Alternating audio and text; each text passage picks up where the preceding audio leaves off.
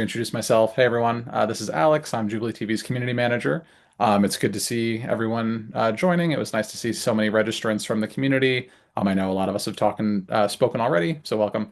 Um, Today I'm joined by Nino, who is our VP of product, and then Lawrence, who is our user experience and design lead here at Jubilee TV. We're also joined by our friend Matt over at Alevion Health. He'll be speaking briefly after my introduction before we get into the demo. Um, I'll be moderating today. Nino and Lawrence will be kind of taking the reins for the demo portion of today. If you have a question at any point, I'd invite you to ask that in our Q&A box, which you can find at the bottom of your Zoom webinar screen. If you ask a question, I'll see that and I'll read it off to Nino and Lawrence as we go along. So if you have a question about a specific feature as they're running through that feature, that's definitely the time to ask it because that way I can kind of jump in and we can show it to you as we're going along. Of course, we can also jump back and kind of retroactively show you something at the end. Either one is fine, but obviously in the moment would definitely help us keep moving. And then if you have any longer questions or maybe a technical support related question or issue, we're happy to run through those things and with you at the end of the demo. We just want to make sure we get through all the main meat and potatoes, if you will, for everyone that's joined. And then we can talk about those things at the end. And then, of course, if there's any follow-ups needed for any technical questions or feature-related questions, we're happy to follow up over email as well. Um, yeah, but again, welcome. Thank you everyone for joining us today.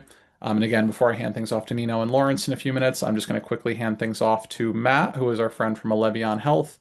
Alevion Health is a company that helps your loved ones manage their medications, and they are a good friend and partner of Jubilee TV. And so Matt's just going to speak for a few minutes to see if if you have any interest, let us know, and then we'll get started with the demo.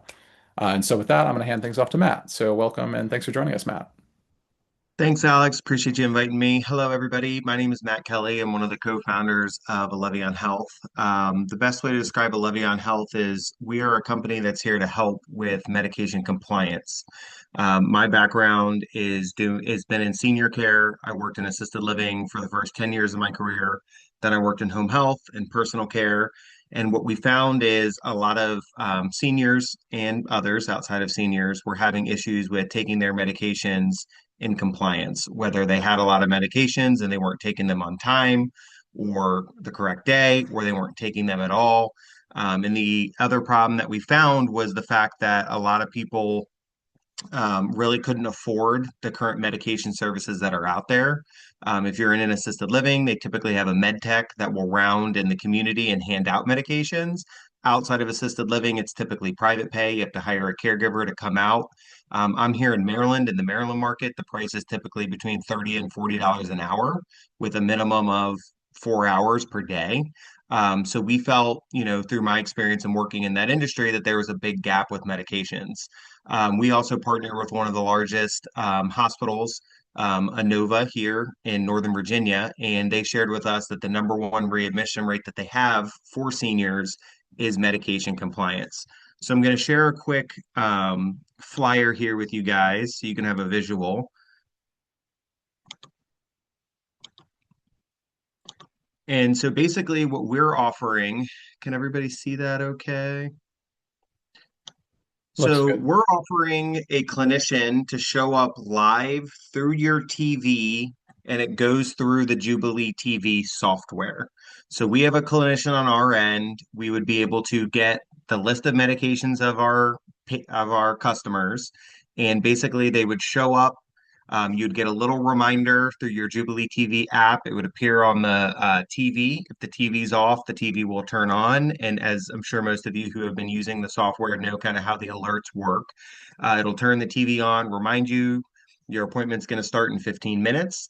At that time, the customer can acknowledge the alert, and then we will begin. The clinician will come on, welcome you, answer any questions that you have, do a little check-in just to make sure everything's okay, and then they will watch your loved one or you, if you're a user yourself, take your medications, answer any questions you have. For families, after the visit is over, we can send you a quick recording if you would like, or we can just send you a message saying that the medications were taken properly, mom or dad looks great, brother, sister, whoever it might be, your loved one looks great. Or we can also alert you with the idea that we're seeing that we're doing these medication reminders on a daily basis. So if we see that there are consistent issues from day to day, we can give you an alert to that. So it's really solving two problems. It's a live human person checking in on your loved one at home, and it's a live human person making sure that the medications are taken properly by when the physician or nurse practitioner, depending on who you have, tells you to take the medications, what they're for. So definitely happy to open it up to any questions. It's not a very in-depth program that we have here. It's pretty simple. So just a quick overcap. We have a clinician that will appear on the TV, watch you take your medications, and then send a reminder out to the loved one. So we would love to help anybody who's might be having some issues with medication compliance. We just started about 30 days ago taking on new patients, so we're excited to grow this program. This would be a monthly program with all you would need to give is a 30-day notice if for whatever reason you wanted to stop services with us. But just a reminder, it would be run through the Jubilee TV application.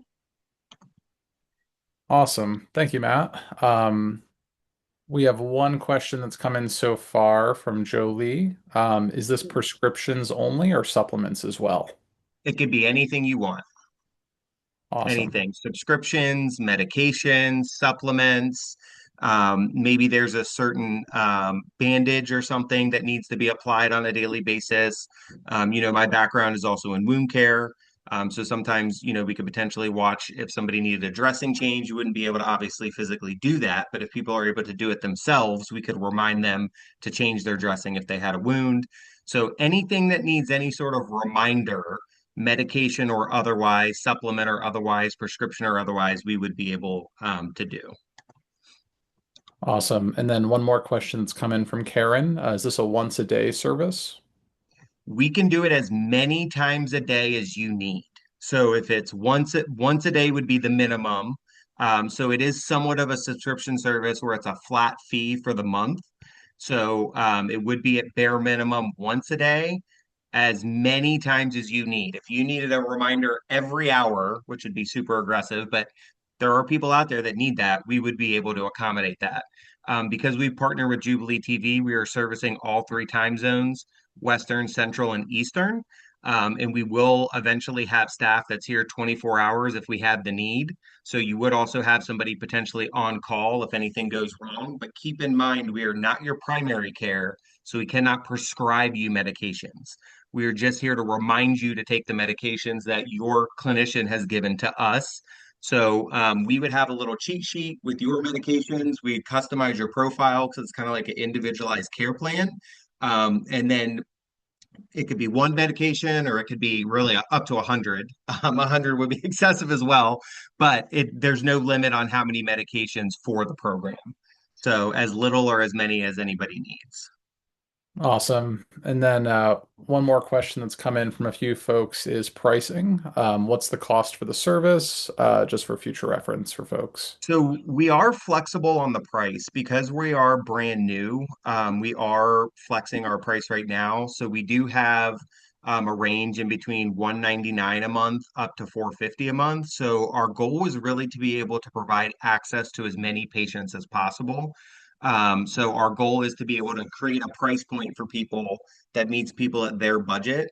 So my contact information is listed below here, and I could also if anybody wants to send over their email, I'm happy to send over additional information. I would encourage if you could give me a call, we could kind of talk through the specifics of what you're looking for and what you need. And then we can get you going if you feel like it's something that would work for you.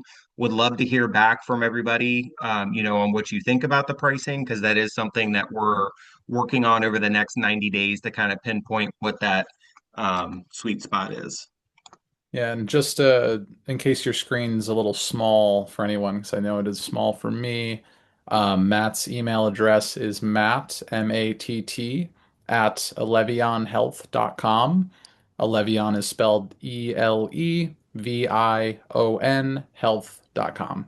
And we'll follow up after this webinar with an email that'll have Matt's contact information as well. So no worries if you didn't catch the phone number or email just now. But yeah, that is it. Anything else you'd want to add, Matt? Otherwise, we can keep moving along. Just yeah, so that's my email and my phone number for anybody that wants to jot it down real quick. I'm happy to take calls tonight if somebody wants to talk. 301-537-8363. I'm available pretty much anytime.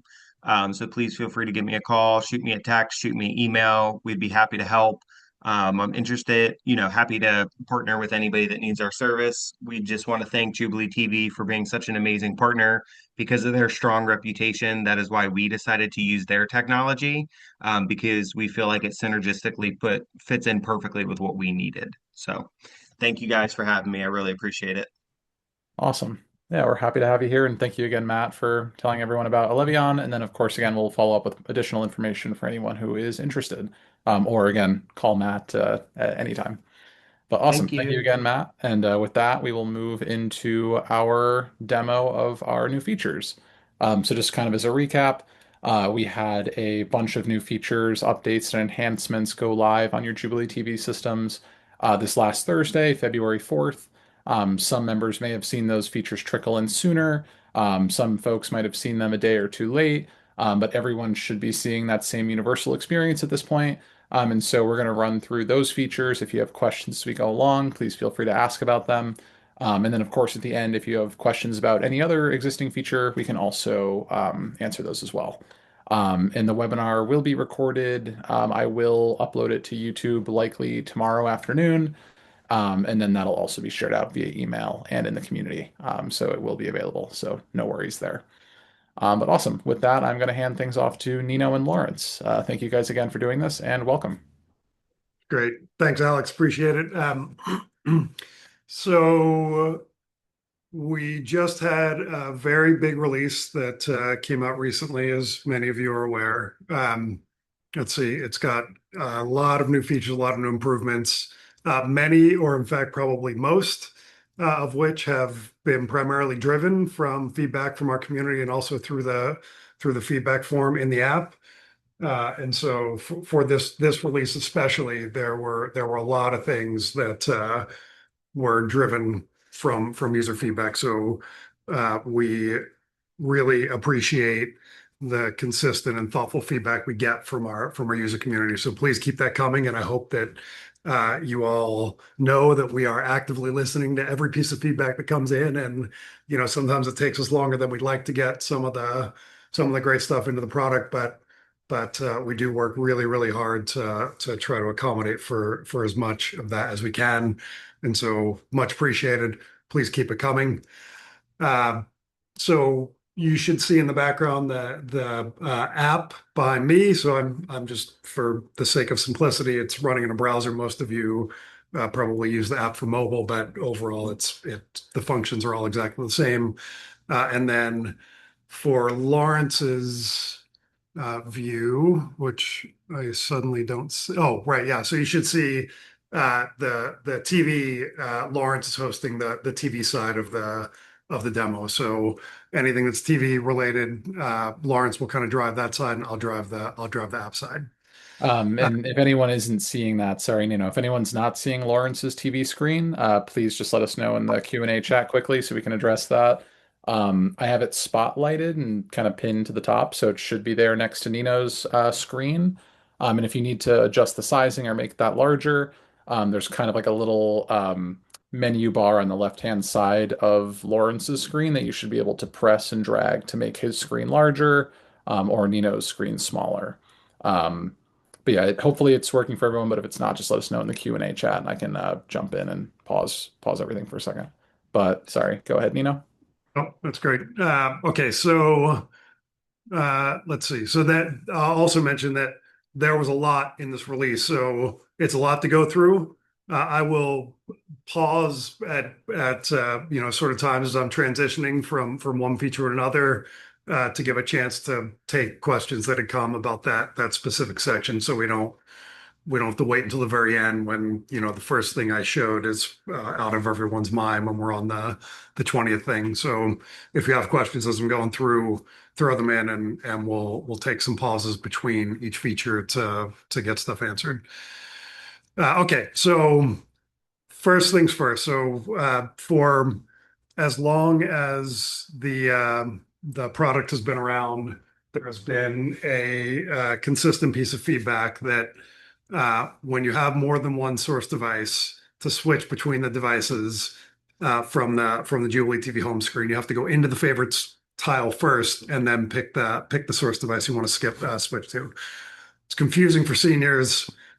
Just the concept of it being inside of favorites is confusing, and so we have finally made the transition to move the source devices to the top level of the home screen. So it should be much easier to find, much more logical. So now when you press the J button, the first thing you see are the source devices that are connected and configured on the system. We did very shortly after we released this receive feedback from a few folks that it will be really valuable to be able to rename those because in a lot of cases the senior doesn't know, especially if like Roku's their only source or Apple TV, I think was one example. The senior often doesn't know what that means. And so the request to be able to rename those tiles, we're working on that. That is absolutely coming. We think that makes total sense and will make this experience even better. So coming soon, that will be there. But for now, those tiles are moved to the top level of the home screen. Um, so we'll keep with the TV side of things primarily. So next up for changes on the TV side, we've made some updates to the controls for video calls. So I'm just going to start a video call here with Lawrence, and while the call is starting, I'll just talk a bit about in the old. This primarily applies to folks who actually, I shouldn't say that. It doesn't apply to folks who use, I was going to say auto connect video call, but actually this applies to everyone who's not in passive mode.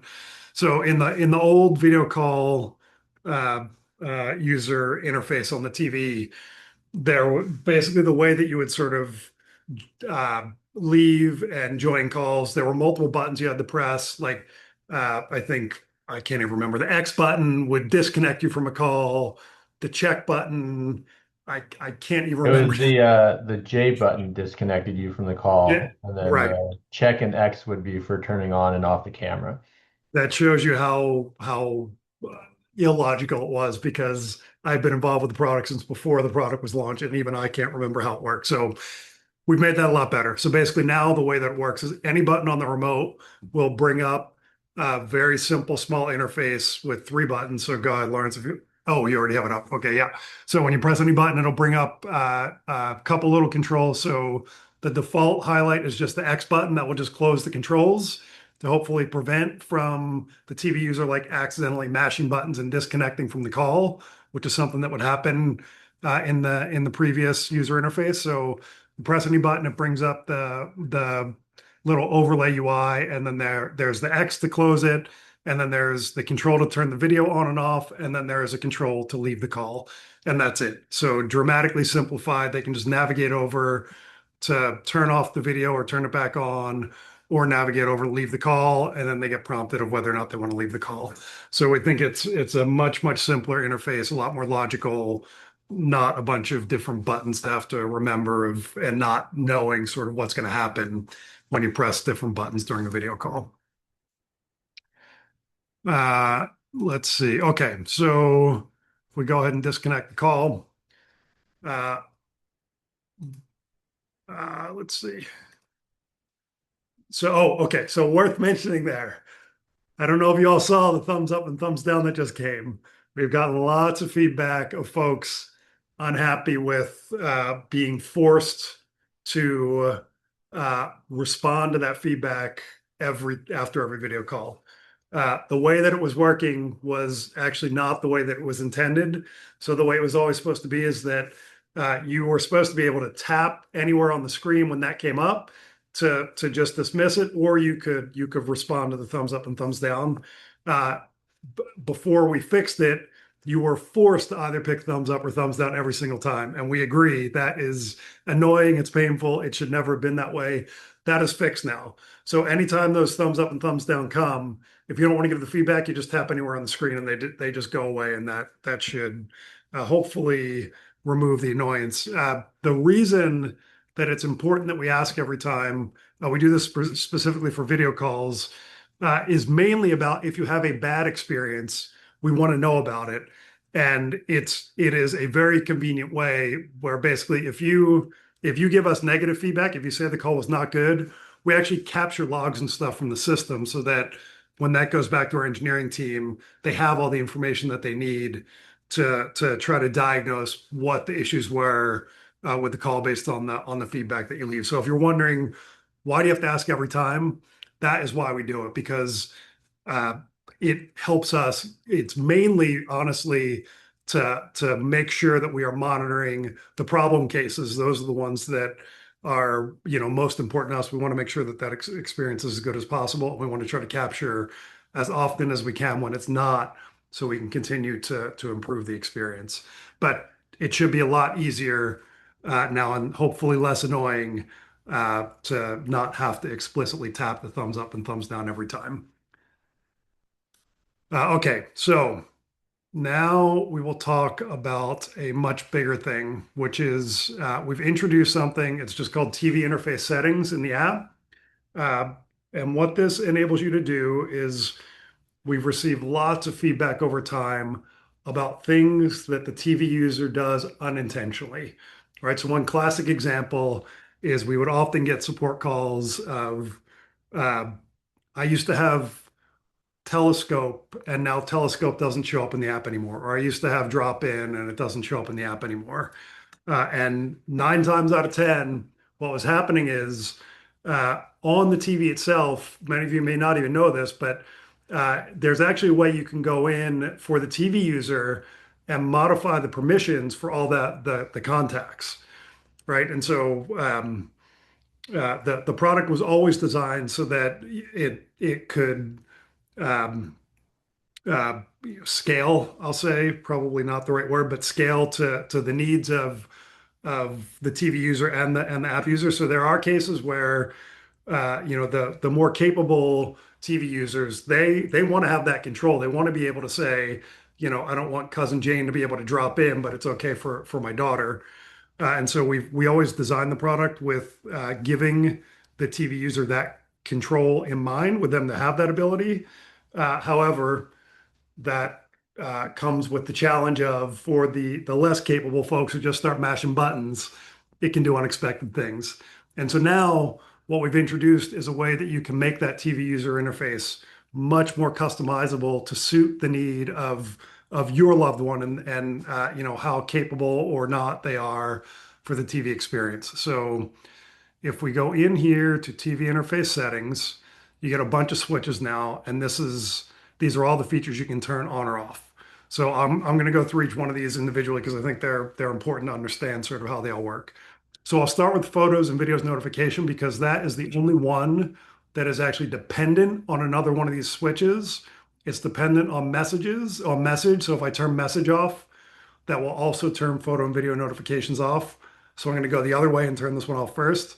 So if I disable photo and video notifications, okay, so when that's enabled, every time you send a photo or a video, the TV user gets a notification that they received a new photo or video.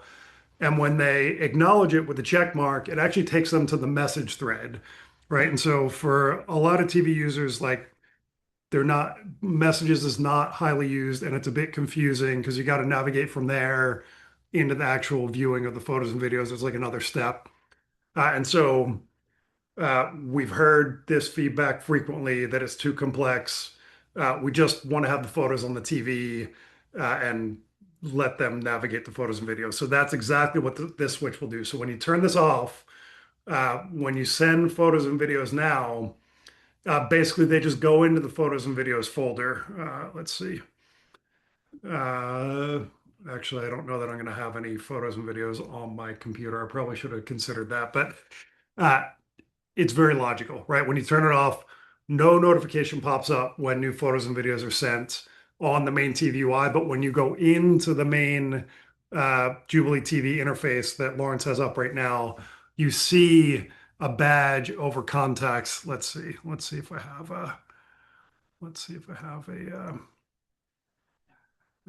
photo to send here. Oh, here, I'll just take a photo. That's easy. All right, so I'm going to send that. Looks great. My, thank you. My smiling face. So, so Lawrence, you probably have to exit the TV UI and then go back in. So if he just goes to Roku and then pull it back up.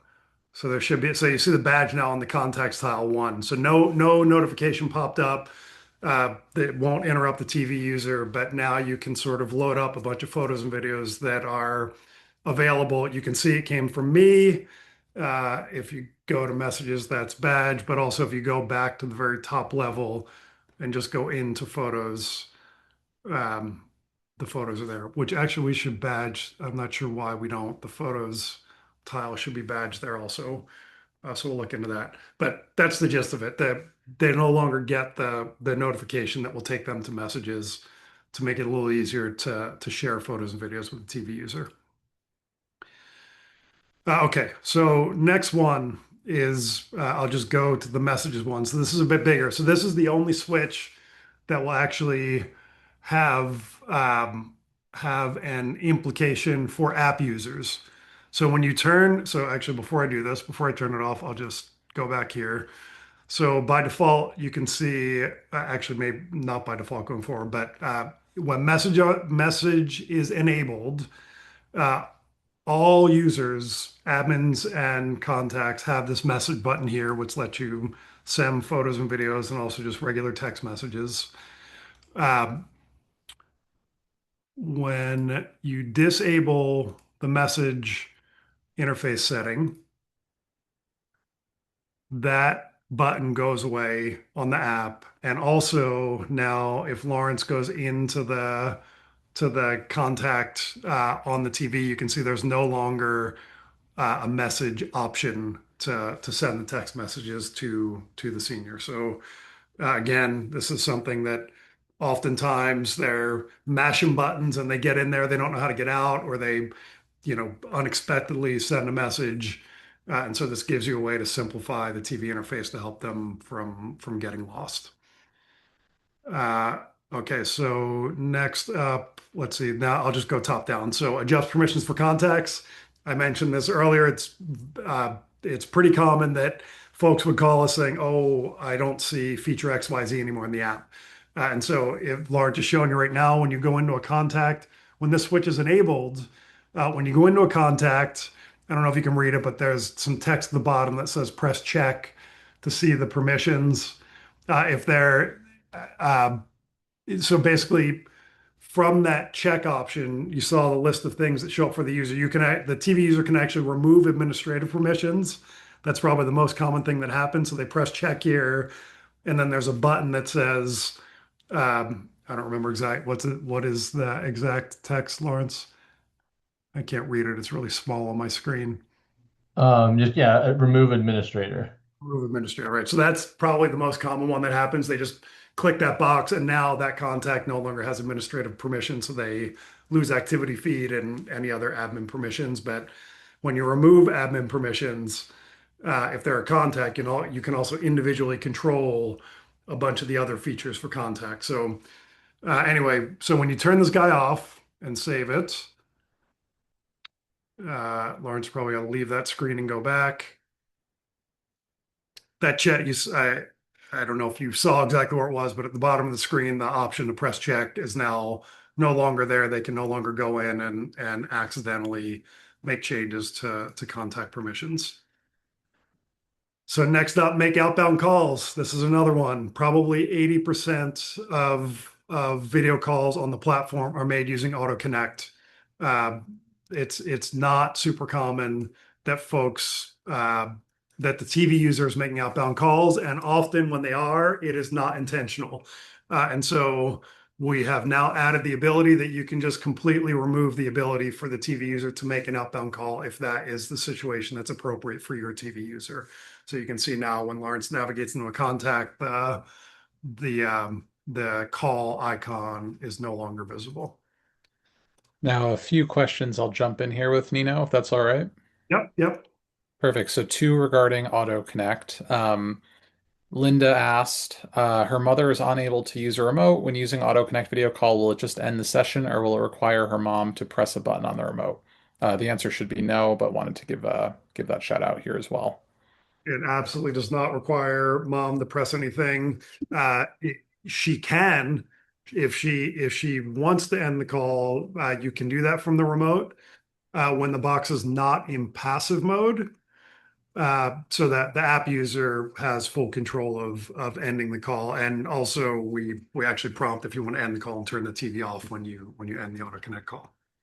Awesome. And then the second question from Melinda is, can you hide the feature for auto answer setting? So to reframe that on the TV side for video calling, is there a way to hide the ability to decline the accept call? I would Oh, yeah. imagine. So that's actually so if we go here, so when you do an auto connect call, that's exactly what these options that pop up. So right there, hide options decline call. When that is enabled, so I'll just do it. When that's enabled, you'll see the call on the TV side. There is no option to decline, right? The buttons don't appear below it. It just automatically answers without providing the option to decline. Awesome.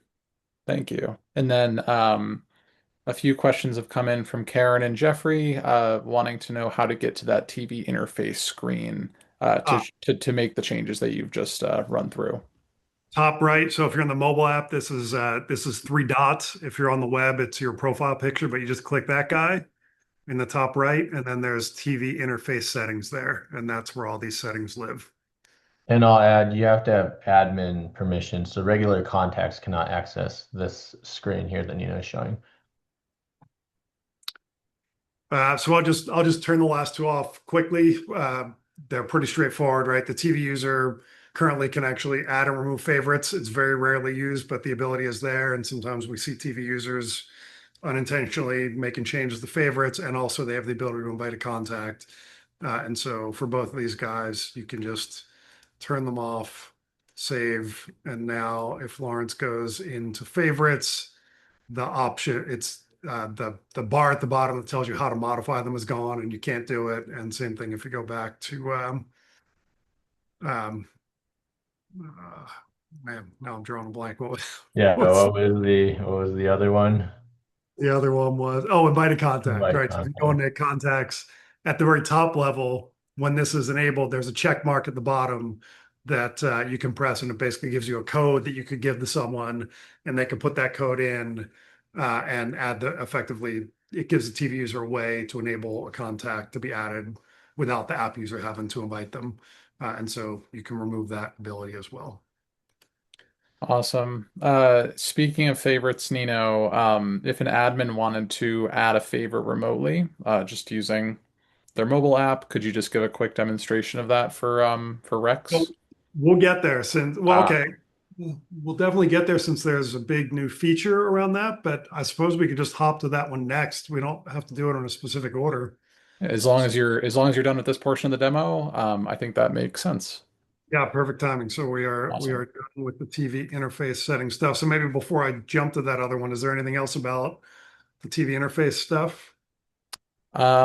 No. There's one question regarding deep links. We have a user who loves Jubilee TV, but they'd like deep links to promote a Fire TV radio channel, either to a guide or a J screen shortcut instead of having to telescope in and do those things.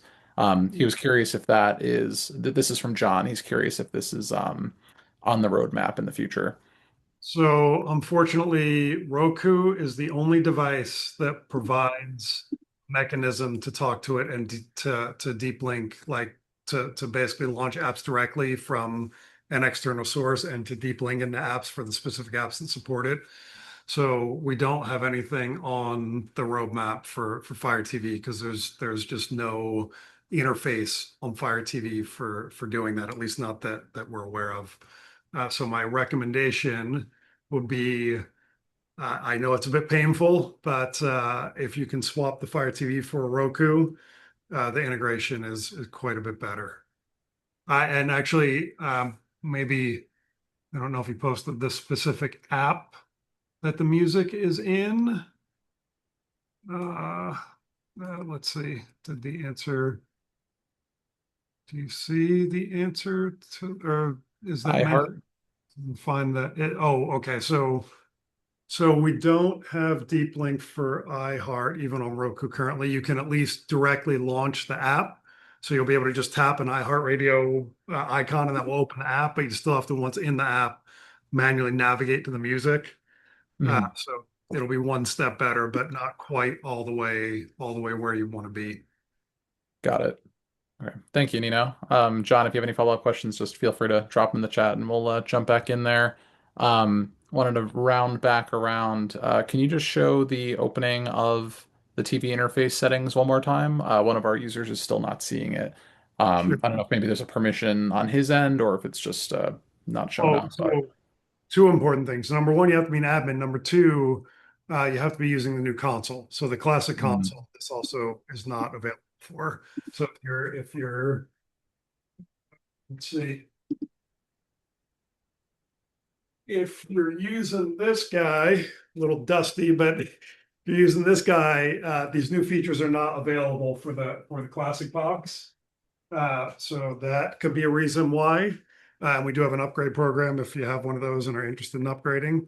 But if you are using the new version of the console, this guy, then the only other dependency is that you have to be an admin. But assuming that all of that is true, you're using the new console and you're an admin. When you tap the top right, so if you're on mobile, that's three dots. On web, that's your profile picture. There is a TV interface settings item in the menu. Perfect. So again, Jeffrey, if you are an admin, you should be able to see this. If you're not, that would be the quick fix. And if you happen to have the classic console from pre mid 2024, I believe, around August, just shoot us a message and we can get that sorted for you. Thank you, Nino. One final question and then we'll jump forward. Wait, Um, so let me just oh, say there's another yes. dependency to think of, which is make sure you have the latest version of the app, which is also important. So if you're on iOS or Android, make sure you go to the Play or App Store and check to make sure the latest version of the app is installed. So all of that is important as well. Awesome. And then one final question from Scott, and then we'll jump forward. Scott would love the ability to set a DirecTV channel to favorites. There are so many channels in DirecTV that his mom enjoys, but they get lost in the weeds, so to speak. Okay, so we'll do that with now I forgot what the other oh the other question was Favorites. also favorites, how to Yes. create a channel. Okay, fine. Yep. So in relation to that, there's another big thing that we've added with this release, which is the ability to do custom channels to your favorites. So we've also moved. I think that was with this release. Maybe it was the one before. The one before that we moved favorites into the gear Uh, icon. so we moved two releases ago how you access favorites, so now they're in the little gear icon next to the room name. So this is kind of where all the settings related to this room go. So when I click the gear icon, there's a favorites tab.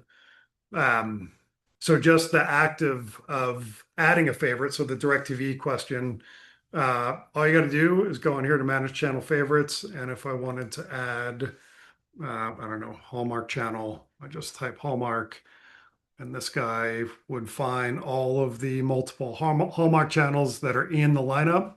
And so you just pick this guy and say save changes. And now, let's see, do we have guide enabled? Oh, let's turn that on. Okay, so now if Lawrence goes to his DirecTV, either way, you could have done it. You could have gone through favorites as well. So he just presses the guide button. So I don't know if you can see, but there's now a Hallmark channel option in the list of channels. and that will just tune to the Hallmark channel, which I'm not sure we actually subscribe. Okay, yeah, we do actually subscribe. So that's how you add a favorite in general. So the just to reiterate, so the gear icon next to the room name, manage channel favorites, and then you just from the giant list of 800 channels that are in your DirecTV lineup, you just check all the ones that you want them to have easy access to. Awesome. Quick reminder, Nino, I think it's totally fine here, but if we jump over to like Hallmark or anything, we got to keep it brief for copyright purposes for the snippets, but I think it's totally fine, but just a reminder. Boy, that was short and sweet. It's like I don't know how else to show these things, right, without tuning to a real channel, but we'll try to keep it as brief as possible. Yep. Okay, so related to channel lineups, we've introduced a big new feature called custom channels, and um, so the way the channel lineups work, right, is we actually are we use a third party service that when you give us your zip code, this third party, and you tell us who your TV provider is, this third party service is who gives us all the channels that are available in that lineup. It's not always right. It's sometimes the lineup doesn't even show up for a zip code or for a provider, and so uh, the classic way to deal with that has been that folks would just report that to us through support, and then we talk to our provider, get it fixed, and ultimately push that fix back out. But that's like often takes weeks, honestly, end to end, before we can tell them they fix it and it finally gets back to the product. And so what custom channels let you do is it lets you fix it on your own now, right? So a classic example is like often for the local channels. So let's see. So channel 5 in the lineup provided from our provider, CBS is channel 5. So let's say that, oh, that's wrong. Like I know that CBS is channel 6 in my lineup, not channel 5. I can go in here and I can click on the CBS channel and I can say duplicate this channel. And then I can say, oh, actually, this is channel 6. And I can create the channel. And now, uh, let's see. So when Lawrence, I don't know how to do this without it coming up, but when Lawrence says CBS now, it will tune to channel 6 instead of channel 5. So it gives you a way to basically fix channels that are incorrect in the lineup that we get. So that's one of the main benefits. It also lets you add channels the exact same way. You can just say add a custom channel if there's like a channel completely missing from the lineup, and you can just give it a channel number and a name. The other really slick thing you can do with a custom channel is it lets you create voice aliases. So for example, so channel 206 is ESPN, right? So we can call this ESPN, and I can add an alias that is sports. And when I do that, oh, whoops, I already created it. Alias already exists for Yeah, we did this early in our test run, so you got to delete that old. deleted it. Yep, sorry. All right, let me delete this so I can actually show you how this works. Okay, so I go to custom. I say you don't have to be in custom channels, but you just say add custom channel, and so I say 206 channel name ESPN, and I add a voice alias of sports, and I say add alias, create channel. And so now I have a new channel that anytime you say sports into the remote, it will tune to ESPN, right? So it gives you a pretty slick, easy way if mom or dad is starting to forget what channels, where to watch sports, whatever it is, or you always want when they say news, there's a specific news channel you want that to tune to, right? So it enables you to do those things where you can kind of create your own sort of voice based channel lineup. I'll also add here in the channel that Nino duplicated has a real long name. You can edit that, so you could just change that to CBS so it doesn't look like this on the TV. Right. So this could just be CBS. And we save that change. And so now if Lawrence goes out of there and back in, oh, it already changed. Yeah. So it just gives you a very simple text name without the logos and stuff also. So that is what custom channels is all about. I will pause there. Alex, did anything come in that we should take now? Yes, we have a few, so bear with me. We have a Zumo question as always, but I will save that one for now, so do bear with us, Josh. Melinda asked, for the console, could we design, I guess this is a more general feedback question, but we can address it quickly. Can we design a better way to attach the unit to the TV or have a suggestion for how we could make it sturdier? Melinda's father gets curious and tends to lift it off the TV, and obviously that's a hassle for all of us, having been there myself. Yes. Unfortunately, we don't have a great, better, and in fact, this might be something to ask in the community because people come up with creative things all the time.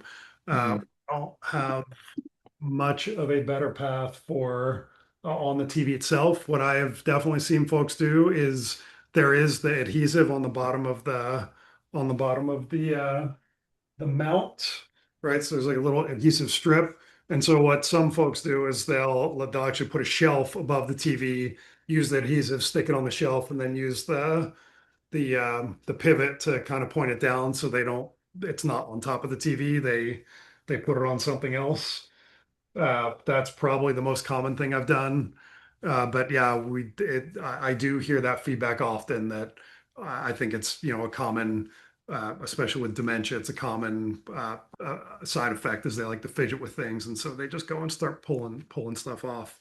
I've seen folks go to the full extent of mounting this thing on a shelf and like putting those cable covers over that get screwed into the wall so it covers the cables as much as they can, and like a lockbox over the power. um yeah, but we unfortunately don't have anything really built in. It's definitely getting even the mount as it works today was a big design, finding something that if you're not messing with it, stays pretty reliably on the top of the TV. But once folks start messing with it, yeah, you probably want to put it on a shelf or something and stick it down. Yeah, and I've seen instances where putting it on like a dresser right below the TV can be really beneficial and sturdy as long as your loved one isn't poking at it, which unfortunately might be the case. But to echo Nino's suggestion, Melinda, if you are in our Facebook community and post that question, I would very confidently say that you'll probably get at least six other members sharing how they've set it up, and I would highly encourage that because I think that'll be super helpful and creative. Um, One follow-up from Melinda as well for you, Nino. She asked how you can favorite individual channels in the Roku, um, specifically Grit Gunsmoke channel. Um, Sure. Yeah, so it's very in the same place as where the TV channel favorites are. There is a section for Roku. So in here, you just go to manage app favorites, and we just search for Grit.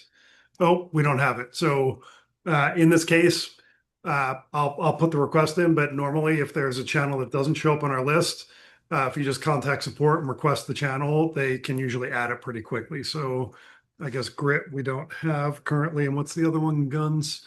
Oh, are these apps or are these? TV shows, that was my question as well.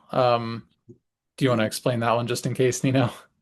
Yeah, so we don't have a way that you can, okay, this isn't totally true. It's a little bit complex to explain, I guess, but the Roku favorites are app favorites, right? So you can only create a favorite that launches the app itself, not all the way to content within that app. For some apps, we do have a way that you can, through Telescope, for example, or through a reminder with an automated action that you can actually send. It's like a long sort of URL, like a web destination. You can send that through Telescope, and it will for YouTube, Netflix, uh, Hulu, and Amazon Prime. Uh, we do have a way that you can much easier get all the way to content for those apps.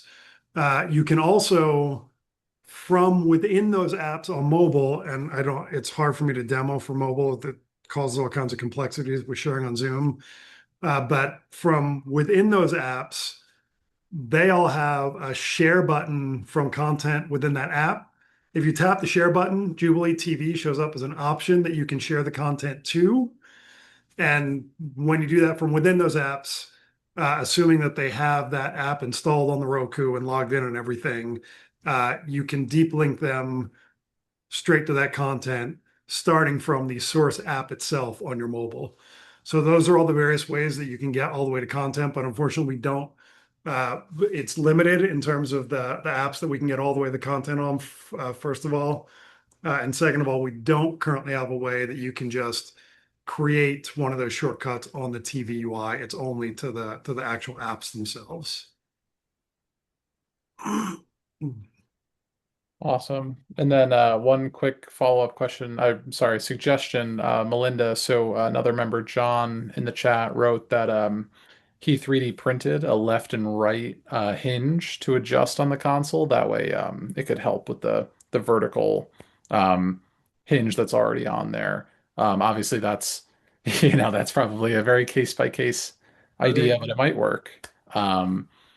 And then one other quick one well, for you, if John Nino. wants to make those available in the community, maybe the files or Yeah.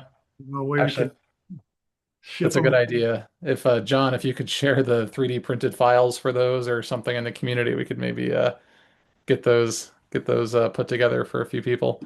Um, but oh, and then another quick one for you, Nino. Jeffrey asked what the latest version number of the update is.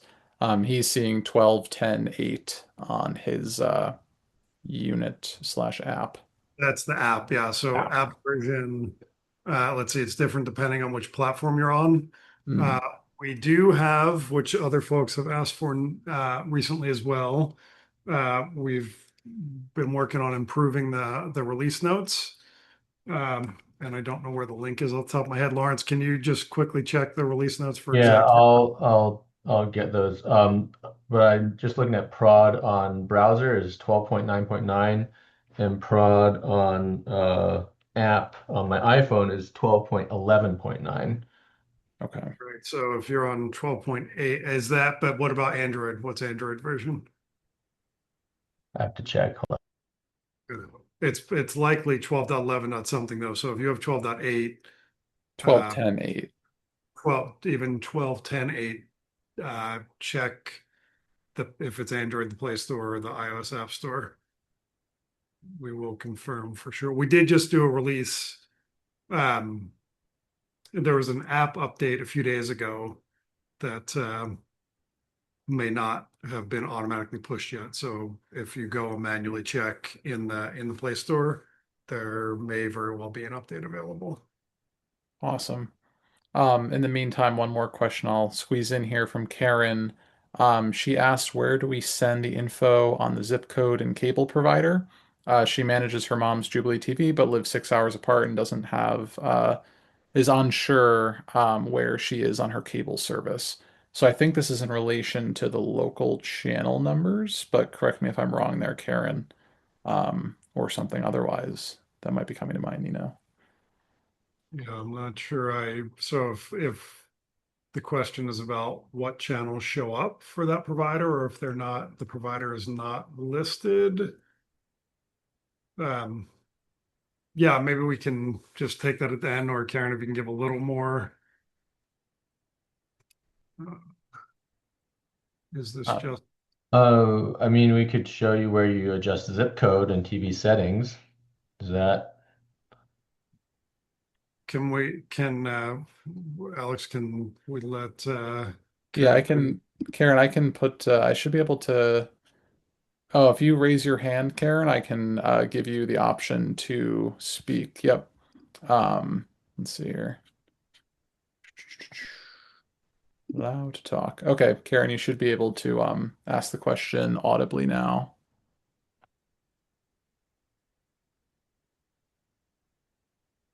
Oops. Testing one, two, three. yeah, Karen, if you're speaking, we don't hear you, unfortunately. Here, I should ask to unmute. Let's see. She was unmuted. I saw the Yeah, mute. she was unmuted. Interesting. Okay, I'll don't worry, Karen. We'll get to your question either at the end or just more in the chat, but we will get to you. Do not worry. Um, but for now, I'll just move along. I'll ask one more question that we can keep on moving along, Nino. Tara asked, they have a Roku attached, but her mom struggles to can't manage it. So she's only watching via local TV or local TV via an antenna, which means that she's not been able to enjoy all the wonderful features that Jubilee TV has to offer. So her question is using Telescope, can she switch her input from the antenna TV to Roku? And if not, will this possibly be an option in the future?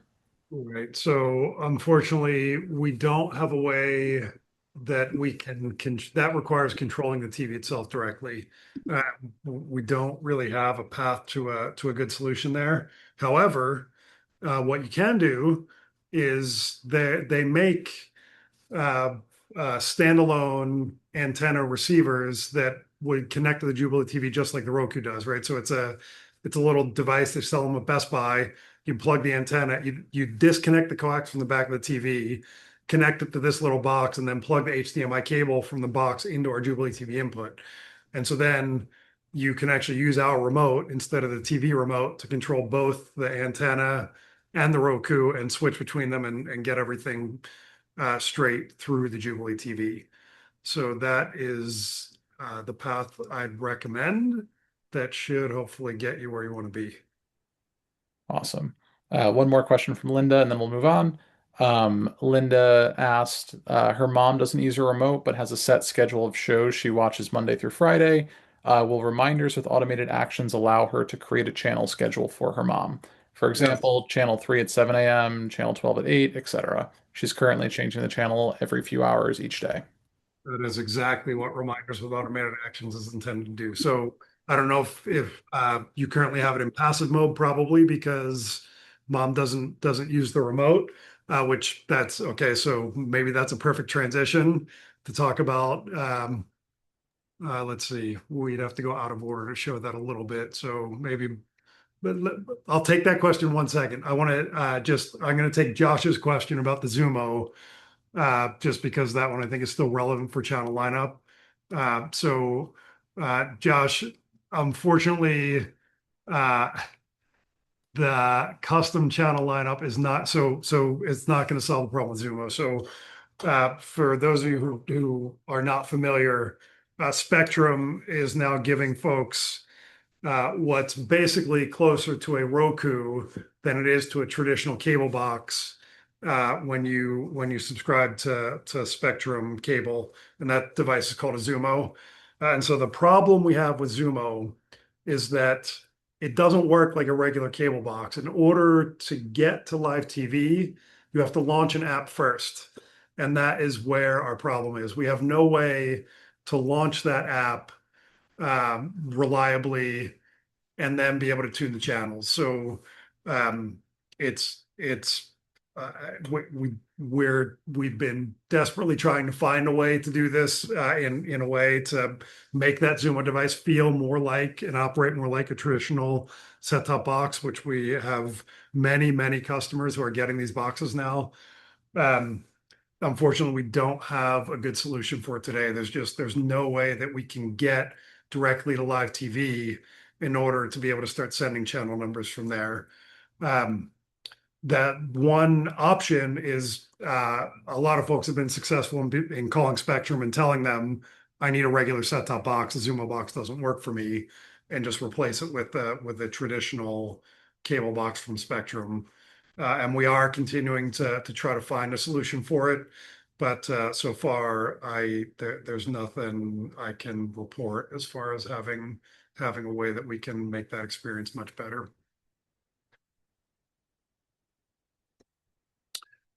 Okay, so let me just look through what else we have on the list. Um, well, okay, so I guess maybe we'll just it makes more sense to wait until passive mode. So I'll get back to the TV schedule question when we get to reminders in passive mode. So we'll do that one. There's just a few other smaller things to go through. I think that'll be fast. And the reason I want to do that is because we have to have to actually physically change Lawrence's setup to do that demo. And so I want to save that for the last thing we do. So I'll come back to that one. Okay, so let's see. Okay, so the next set of improvements that'll go through are pretty much all in the telescope tab. So I'm going to go ahead and start telescope. And so the first most, oh, that's weird. What's happening there? The first, just refresh my page. The first most significant one is telescope listen mode. So we have heard the community loud and clear. And honestly, this is another one that sort of, since the inception, has been a challenge for us, which is you want to be able to know how loud the TV is in the room.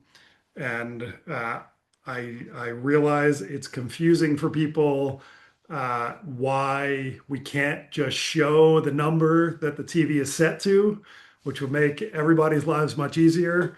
Unfortunately, the way that the system works, we don't actually know what's happening on the TV. That's the TV is, we know we can see everything happening on the devices connected to our inputs, but the TV is on the output side. So the only thing we know about the TV is whether or not it's on or off, and we know that through the smart plug.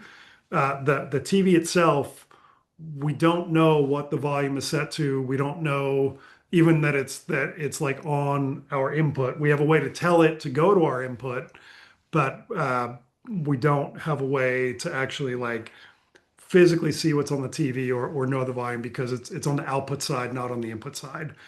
And so the first way we tried to solve this problem is with the comfortable audio level, right? So that little volume level thing you see bouncing around there, if you remember when you first set up the box, there was a part of the setup where we calibrated the comfortable audio level. And what that does is that basically just tells you set the TV to a volume that you think is an appropriate level for mom or dad to listen to TV. And we just measure that volume level through the microphone that's in the console, right? So we're just hearing everything that's in the room. And through we kind of tell you try to like keep other noise at a minimum when you're doing this. And when you do that calibration, what that does is the line right in the middle, which is kind of small, but that is the level at which the comfortable volume level was set to when you did that calibration, right? So as the level of audio changes in the room, right? So if someone's screaming in the room, this volume level will go way up towards the top here. And if the TV is off and like, mom or dad is asleep and no one's running the vacuum or anything, the volume should be way down here, right? And so this thing is just kind of dynamically always telling you what is the level of audio that we hear in the room. And so the idea is if it's around here and not going way up here and not constantly staying down here, you're somewhere in the range of the volume level that you set when you did that calibration initially. It's not ideal, we know. So the thing that we have frequently heard people doing is, oh, I just go to drop in and listen to the sound, and then I go back to telescope and I turn the volume up and I just keep bouncing back and forth. And so that was, of course, a light bulb for us, like, oh, why don't we just give you the ability to do that in telescope without having to bounce back and forth? And so that's what telescope listen mode is. And so there's this overlay now, which you used to have talk mode so that you could talk to the TV user while you were navigating telescope. Now you can just turn on, but okay, when you're in talk mode, the TV audio gets muted, right? Because if you're trying to talk to mom and she's trying to talk to you, obviously the TV audio being on at the same time can make that problematic. So you couldn't hear the TV audio when you were in talk mode. So listen mode now lets you basically, when you click that guy, that lights up the microphone on the console. So now you can hear the audio in the room. The TV user is made aware that listen mode is enabled, right? For privacy reasons, we don't want to just like have folks listening in because you do hear all the audio in the room, not just the TV audio. So there is a little overlay on the screen that lets you know listen mode is active. But that will give you exactly what you were getting by bouncing the drop in and then coming back to telescope. Still not ideal, but hopefully it's a step in the direction of improvements. And that combined with comfortable audio level between those two, um, we'll keep looking for ways to make that better. But yeah, again, it was really just a way to try to improve this challenge of informing you how loud the TV is in the room. So that's telescope listen mode. There's a few other new things in the telescope tab. So there's this new, or in the telescope destination, there's a new tab called actions. So a lot of this stuff was just moved from favorites. So launch photos and launch videos used to just be icons under favorites. It made more sense to have those under actions, but they do the same thing. They just take you to the photos and videos tiles. We did add an explicit start slideshow, which used to be uh, uh, in the photos tile. You could go there and start the slideshow, or you could type a command in here. But now, if you just click start slideshow, it'll just start the slideshow on the TV. You get the controls to automatically navigate through the slideshow. You can pause it, and you can exit the slideshow all from much more conveniently through the telescope controls now. And then last up, there is a sleep timer here. So to be clear, this is not the sleep timer that probably most of you are interested in, which we also have, and I'll talk about that in a minute. This sleep timer is the one-off countdown timer, right? So I just put a show on for mom, and I want the TV to automatically turn off in 1 hour from now. It's not a scheduled, I want it to turn off at 8 o'clock every night. This is, the set a sleep timer for an hour command that you might use with a traditional TV or alarm clock, whatever. So if I just go in here and I set 1 hour and I say set timer, in 1 hour, there will be a pop-up on the screen that says the TV is going to turn off in, is it a minute, 15 seconds? I don't remember. It should be a minute.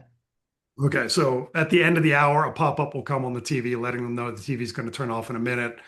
The TV user has the opportunity to cancel that. Otherwise, it'll just automatically turn the TV off. So a countdown based sleep timer.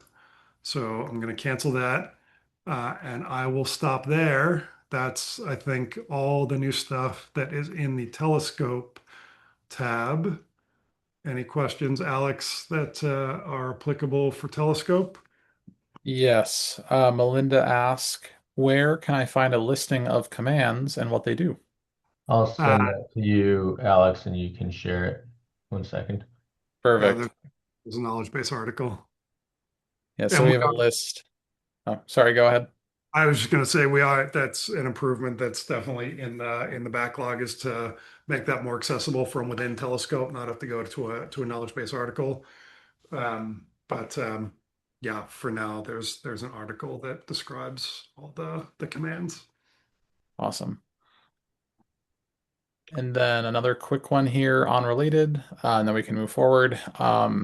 Andrea asked, can there be a button for opening and closing the camera? Her mom has dementia. So I think that's more so maybe automatically opening and closing the camera lens on the console, which the answer short term is no, but Nino, if you have any additional thoughts there. Yeah, we don't have any. It's purely a physical slider. There's no mechanics in the box. Um, you can.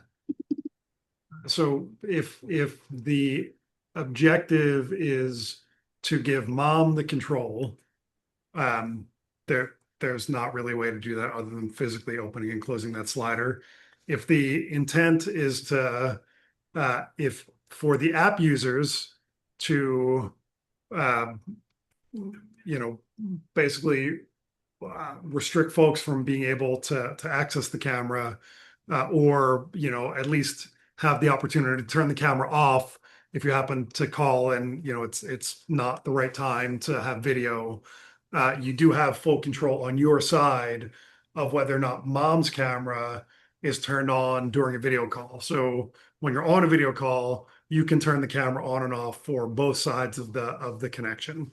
And the TV user can also turn the camera on and off during the video call. Oh, I see, Andrew. Yeah, unfortunately we don't, that will require new hardware, and we don't have anything that I can tell you is coming soon. Yeah, it's come up a few times. Um, you could probably find some way to, void your warranty, but rip the lens cover out of there, maybe. Um, but I don't have any great solution for that today. Awesome. So we do have one other question we can address at the very end, but no other questions immediately regarding that last round of the demo. Um, is there anything else you wanted to share, Nino? I know you said that was kind of the last big portion from the Oh update. no, we have a few other ones. So Ah, okay. yeah, how are we doing on time? What time we doing? Good. We're at 7:45. I'd say maybe another 15 to 20 minutes of the demo before the Q&A, but definitely want to be mindful of folks' time. Everyone is still here, so we do greatly appreciate that, everyone. But yeah, we want to make sure that we get everything through for you guys. So maybe we just bounce through the next couple rounds and then save the questions for the very end at this point. Great. Yeah, Awesome. so the next ones are, I think, much smaller than a lot of the other ones, and so they should go a little bit faster. Okay, so in relation to the sleep timer we just showed you in Telescope, the actual sleep timer that I think most folks are interested in is the ability to power the TV off on a set schedule, right? So we have added that. So under console settings, again, that little gear icon for the room. If you go to the settings tab here, there's a new option called automatically turn TV off, and super simple. Turn TV off and you pick a time, and every day it will turn the TV off automatically at that time. Yeah, pretty straightforward. Lots of folks have requested that. You could do this previously by manually setting a reminder at the time, and this really just dramatically simplifies that process, right? You just go in here, pick your time. Same thing will happen when that time comes. A pop-up comes on the screen, just letting the TV user know it's going to turn off in 1 minute. They do have the opportunity to interrupt that. But once that timer is finished, then the TV just gets turned off at the set time. Let's see. Since I bounced around here, I got to figure out what is next. We talked about custom channels.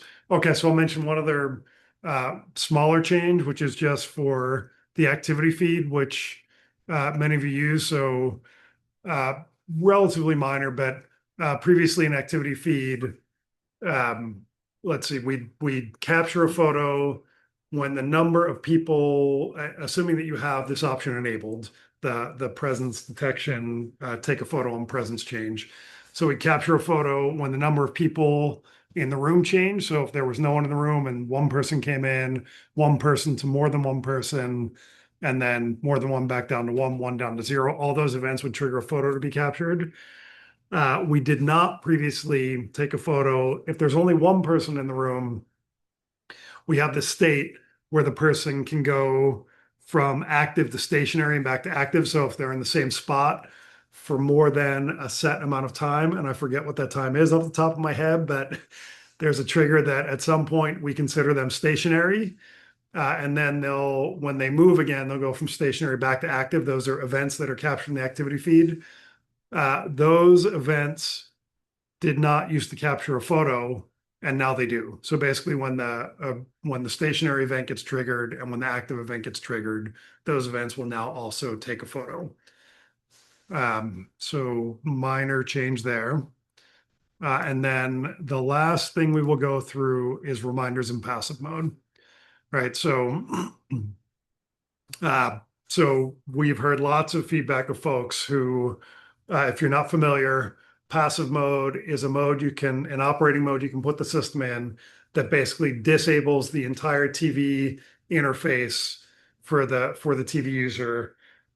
So just simplifies the entire experience, right? And so with that, there are a lot of features that require the TV interface and require a remote that also would get disabled when you turn on passive mode, right? So when passive mode was on previously, the only features that you have available were video call with auto connect, drop in, telescope, and activity feed. So you lost reminders basically. You still do lose a few other things, photos and videos and messages. But one of the most common requests that we've had is reminders with automated actions is most useful for people who are in passive mode, which makes total sense, right? So the automated action, like the number one use for it is to tune to a specific channel at a specific time. And so previously we didn't have that available when you were in passive mode because it popped up a dialogue that had an opportunity to interact with it. And so all of those got disabled when we first launched passive mode. We have now brought in the ability to add reminders with automated actions when you're in passive mode. And so I will quickly show you that. So in order to switch to passive mode, first of all, for those of you who have used it, you can only have a single source device connected. And so it's restrictive in a lot of ways. There are reasons why that's required, right? There's no way for the user, since there's no TV interface, there's no way for the user to switch source devices through the system, for example. And then some of the passive modes explicitly only work with a set-top box because different ways, different remote functions are needed depending on what devices. And so we took what we felt were the highest, most common use cases and built passive modes around those. So there's restrictions on the source devices that can be connected for these different modes. So for the sake of simplicity in configuring the passive mode, I'm just going to pick original remote, which basically is intended for this works with any source device. When you put it in this mode, the intent is that the TV user is just going to keep using whatever remote they were using with their device that's connected to the Jubilee TV as they were before. So they're comfortable with their Spectrum remote or their, Xfinity remote. They don't want to change that, but you still want to get the value of a lot of the Jubilee TV functions. Passive mode with original remote is the right passive mode for you. So I can say change usage mode here. This will tell me, oh, you're only allowed to have one source device for passive mode. So Lawrence is going to go and remove the Roku. So we only have one source device. You want me to remove the Roku or the DirecTV? Either one. Yeah. Okay. Fine. Remove the DirecTV. Got it. All right. So I unplugged it from the back of the console. Then I'll navigate to settings. And then I'll go to devices. And I just disconnected the DirecTV. So I'll select it. Because it's disconnected, you have this little button down here that says remove device. I'll remove it. And now I only have one device attached, and Nino should be able to proceed. So if I refresh the page now, there we go. It let me switch it into usage mode. So now, once that's done, so you see the TV automatically refresh now, and now so Lawrence is pressing a button on the remote, and it basically just tells you the remote doesn't do anything. Use the remote that came with your device. And so the Jubilee TV interface is now disabled, right? And so the functions that are available now have been reduced, right? There, you see there's no more video call button. Messages, although we may have disabled that through interface settings, I don't remember, but even if it were enabled, messages would go away, right? All the functions that require interaction. There is no photos and videos. There have been lots of requests to be able to enable that, and we're looking into how we can do that. But there used to not be a reminders option as soon as you put it in passive mode. So now reminders is still available. So I can go into reminders, I can create a personal reminder, and I can say, let's see, Olympic. This is a bad example because it's a one-time event, and most of these you want recurring. But just since the Olympics are on today, right? We can just say Olympic hockey game 1 is on. And we can say tune to a channel. And I think the Olympics are on NBC. Let's see, that's this channel. Wait, Um, Nina, you only have Roku. oh, right. Okay. So we actually should have, we should have left Wait, it. try you can do perform a command and go to a YouTube link or something. Right. Yeah, fine. So actually that's a bug though. With that tune to channel should not be Yeah, available. that should not be there. I'll write that down. So you're right though, to perform a command, so we'll just say YouTube.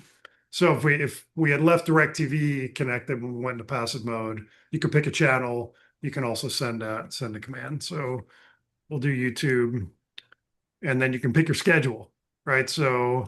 Um, so you can make this start day and time. If I, whoops, let's see, what time is it for you right now, Lawrence?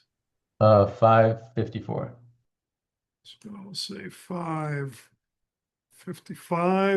Actually, I'll do 5:56 because I'll just quickly, if we wanted this to repeat, so every day you wanted to tune to channel 6 at 5:56, you could pick every day. You can do a custom schedule that lets you pick what days of the week, for example. So Sunday, Monday, and Tuesday, I wanted to tune the channel um, I wanted to tune to whatever channel at this time. You can set all that. I'm just going to say it does not repeat. Um, you can turn the TV on automatically. You can play a chime when the reminder kicks in. I'm just not going to do any of those. Hopefully we got this in time. I'm going to say create a reminder. You can get notified when the reminder triggers every time. I'm not going to do that. And what should happen is if I beat the clock and it has not yet turned 5:56, you'll see basically a message will pop up telling you the message I typed. So Olympic hockey game one is on, and then it's going to launch YouTube since we only have the Roku connected. So while that countdown is happening, I will stop there. And it's a good time, I think, we can take questions, and you should see that happen in the background. Perfect. Did you have a chance to read Susan's message, Nino, about simplifying the process for a senior to call contact? I will read it now. Any plans to simplify the process for a senior to call a contact? Um, yeah, so this has come up, and yes, we have thought about it. I don't think we have anything explicitly in the roadmap yet, but it is one that's come up multiple times. The worry is if you make it too easy, uh, it happens unintentionally, right? And so there was a time, in fact, in the very early days, that we experimented with different interfaces where you could just click the contact and it would just video call them, and that was a little bit disastrous because the seniors would constantly do it unintentionally. And so that's the trick, is finding the right balance to keeping the unintentional video call from being constantly triggered. But it is definitely on our minds of how to fix it. The other thing that people have asked for is to just like be able to say call a name using voice, which is also very hard because getting names through voice recognition is a bit tricky. If you don't know right now, if you say call followed by anything, you can say call mom, call my sister, call my daughter. All of those voice commands will land you in the context tile, and then from there they can click to the contact. Um, but I will say I don't have anything to report today, but it's absolutely something that we do think about. And if you have, specific suggestions of how you'd like to see that handled, please put them in the community or put them in the contact, the feedback form in the app, and we'll take those into consideration. Thank you, Nino. One more quick question from Rex. He asked, can you add an info button to tell me what channel the TV is on now? This may be more of a suggestion, but I'll hand it off to you. Yeah, that is a function of the remote control itself. So, Lawrence, can you reconnect DirecTV? So let me take you, I'm going to take us out of passive mode and I'll just quickly show you this. But basically, um, if you look at the remote control that came with whatever TV service you're using, there's often an explicit info button, or sometimes it's just pressing OK on the remote will like bring up the little banner on the TV to show what's currently playing. So that's the way that you'd access it today. We don't have a way that like outside of the TV interface itself that we know what's showing on the TV currently. So we don't have anything currently that like a common term for it is uh, automatic content recognition. So that would like let us automatically identify a message sort of outside of the TV, what's playing. We don't have a way to do that, but almost every device. So if I go into Telescope here and I go to DirecTV, uh, let's see. Let's see if it has an info. If we just type info, which could be a button on the remote. There you go. So DirecTV has an explicit info button on the remote. You can just type that in the command window and it'll pop up the controls on the TV to show the banner.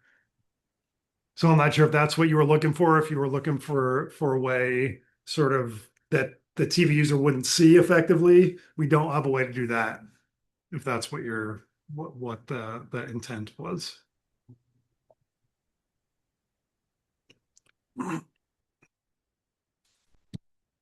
Great. One more miscellaneous question from earlier from Andrea. So not directly related, I mean to say not miscellaneous. Her phone doesn't ring when her mom calls her. She just gets a missed call notification via email. Do you know what the cause might be there? That is almost definitely something in the app permissions on your phone. Depending on if you're on iOS or Android, those settings are different.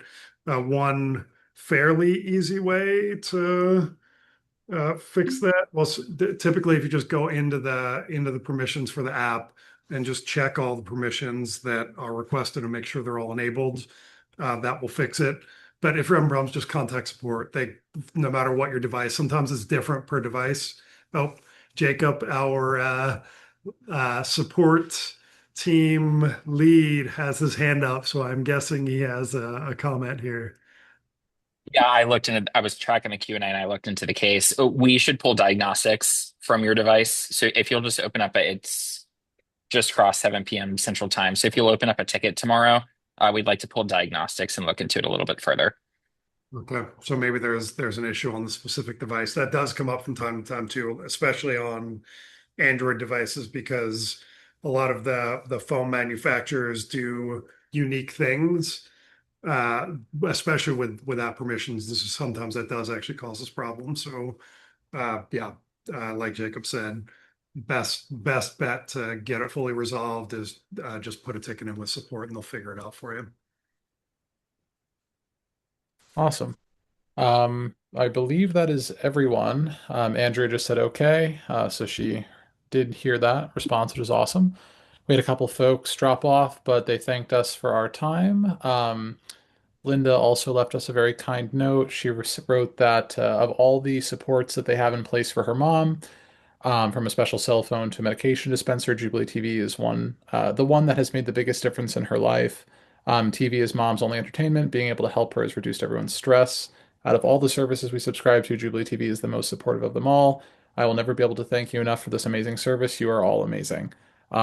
Thank you, Linda, but wanted to make sure Nino and Lawrence heard that as well because you guys are the ones burning the midnight oils to make these features possible. Thank you as well, Linda. I've tears welling up in my eyes, honestly. I personally have gone through this challenge with, my parents are gone now, but I went through my stepfather, who was the primary caretaker for my mom, who had a stroke at a rather young age, and then my stepfather had dementia. Both of them wound up in, and I'm 3,000 miles away across the country, and so I've been through it. And as have many folks at this company, we understand the pain and the challenge of dealing with these things. And so we really do work hard to try to make people's, any little amount of stress we can relieve and make that just life sort of challenge easier. We absolutely are all doing our best to help in every way we can. And so appreciate the feedback. And uh, that's that when we hear that, it definitely just motivates us to work even harder to keep hopefully improving people's lives. So thank you. Awesome. Well, thank you, Nino. I was going to say, I believe that's it. The only sorry, remaining question was Karen. Her question from earlier about the zip code and the cable provider. Karen, we can try to uh, revisit that one now if you're still here. Or if not, we can always follow up over email. So no worries there. Um, Otherwise, yeah, I believe that's everyone. Susan also just thanked us and appreciates all the great work we do. So thank you again, Nino and Lawrence. Well, Alex, you deserve thanks too for sure. Do a fantastic job of managing the community. And yeah, for those of you on the phone who have not joined the community, and Jacob as well, right? Like I will also say that um, you, I've been in technology for almost 30 years at this point, and this is the only company I have ever been that support of our customers, both through the community and through our phone support and everything else, we consider it an absolute pillar of the product. We understand the hardships that folks are dealing with. We understand it is a technically complicated product, right? There's a lot of moving parts. Um, we are constantly striving to improve the way everything works, but when it doesn't work, we know it is hard for people because of what they're depending on. And so, between Alex leads the community, Jacob leads our support team. They're both here on these calls. I know you, for those of you in the community, you hear from Alex every day. So thank you both for all the work you do, and of course to all the folks who have joined for being part of the family and letting us help you through your journey. Thank you, Nino. That is all the questions also. So it seems like we rounded things out very well. But thank you again, Nino and Lawrence, for all you guys do to make this possible, and Jacob as well. And um, just a reminder to everyone here, we're always here to answer your questions. Or if you're not in the community, please do join us there because you will hear from me most likely every day to the point where maybe it's overkill, but hopefully it gets the job done. Um, but we do love to hear from you and hope that we continue to hear from you. And again, if you have any questions, you can reach out to me directly, Nino directly, support directly, and I will be following up with a email, both with the earlier information from Matt from Alevian Health, as well as a recording of this demo and some other additional resources around the new product updates. But that seems to be everything. Jolie, thank you. I just saw your note as well. Really appreciate it. But yeah, if that's it from everyone, we will call it an evening. Thank you all again for joining us, and we will talk to you all soon. Take care, everybody. Bye bye. Bye.